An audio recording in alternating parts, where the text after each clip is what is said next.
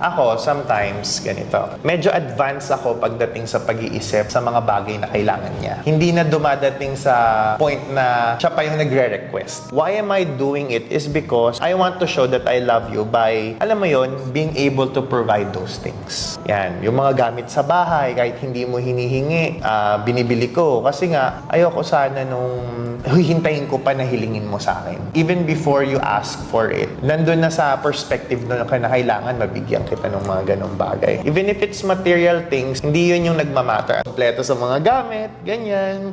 Kompleto sa mga accessories. I would think na you will not ask for it exactly the way I want it.